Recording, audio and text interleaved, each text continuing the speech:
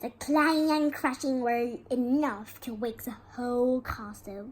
"Run!" Harry yelled, and the four of them sprinted down the gallery, not looking back to see whether Filch was following. They swung around the doorpost and galloped down one corridor then another. Harry in the lead without any idea where they were or where they were going.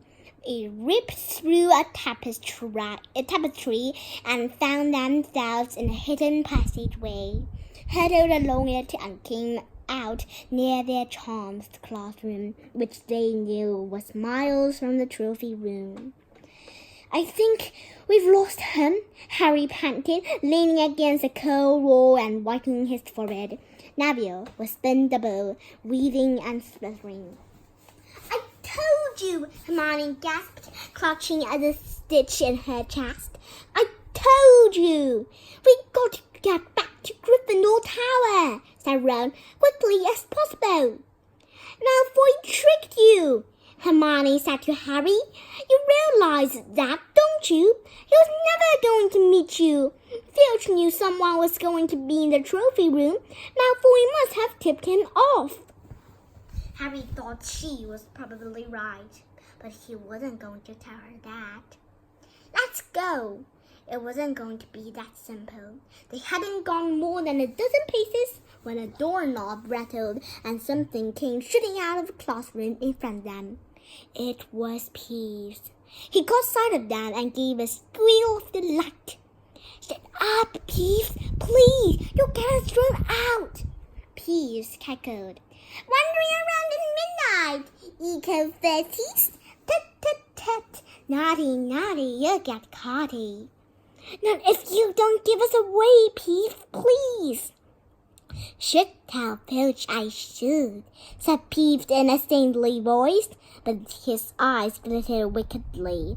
"It's for your own good, you know." "Get out of the way!" snapped Ron, taking a swipe at Peeves. This was a big mistake. "To the out of bed!" Peeves bellowed. "To the out of bed and down the charms corridor!" Ducking under Peeves, they ran for their lives, right to the end of the corridor, where they slammed into the door, and it was locked. "This is it!" Ron moaned as they pushed helplessly at the door. "We're done for! This is the end!" They could hear footsteps. Filch running as fast as he could toward Peeves' shouts. "Oh, move over!" Hermione snarled. She grabbed Harry's wand, tapped the lock, and whispered, "Hello, Hamora." The lock clicked and the door swung open. They piled through it, shut it quickly, and pressed their ears against it, listening. "Which way did they go, Peeves?" Filch was saying. "Quick, tell me. Say please. Don't mess me about, Peeves. Now, where did they go?" "Shan't say nothing if you don't say please," said Peeves in his annoying sing-song voice. "All right, please." "Nothing! Ha-ha! Told you I wouldn't say nothing if you didn't say please. Ha-ha! Ha!" And they heard the sound of Peeves whooshing away in Filch cursing rage. "He thinks his door is locked," Harry whispered. "I think we'll be okay. Get off, Neville." For Neville had been tugging on the sleeve of Harry's dressing gown for the last minute. "What?" Harry turned around and saw quite clearly what, for a moment, he was sure he'd walked into a nightmare. This was too much, on top of everything that had happened so far. They weren't in a room as he had supposed.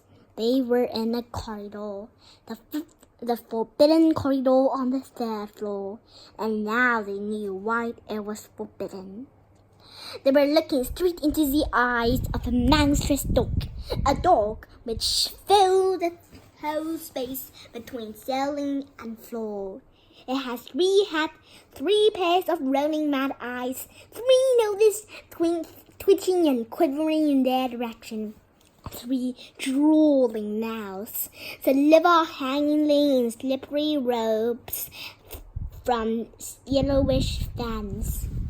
It was standing quite still, all 6 eyes staring at them, and Harry knew that the only reason they weren't already dead was their sudden appearance had taken it by surprise. But it was quickly getting over that. There was no mistaking that those thunderous growls meant.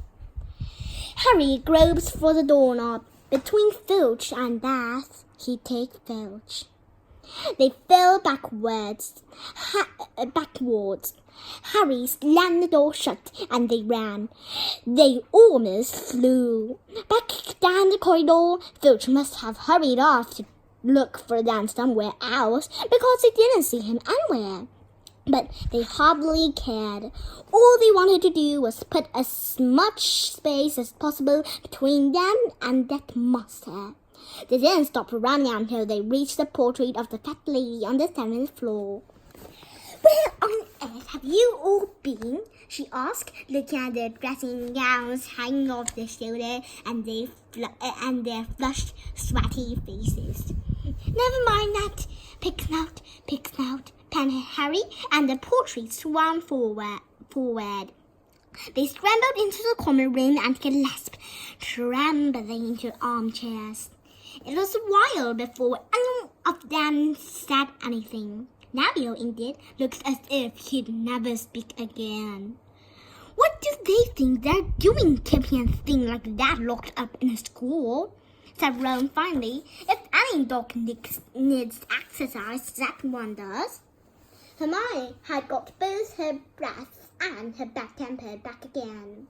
"You don't use your eyes, any of you, don't you?" she snapped. "Didn't you see what it was standing on?" "The floor?" Harry suggested. "I wasn't looking at his feet. I was too busy with his hat." "No, not the floor. It was standing on a trapdoor. It's obviously guarding something." She stood up, glaring at them. "I hope you're pleased with yourselves. We could all have been killed, or worse, expelled. Now, if you don't mind, I'm going to bed." Ron stared after her, his mouth open. "No, we don't mind," he said. "You'd think we dragged her along, wouldn't you?" But Hermione had given Harry something else to think about as he climbed back into bed. The dog was guarding something. What had Hagrid said? Gringotts was the safest place in the world for something you wanted to hide, except perhaps Hogwarts. It looked as though Harry had found out where the grubby little package from Bell 713 was.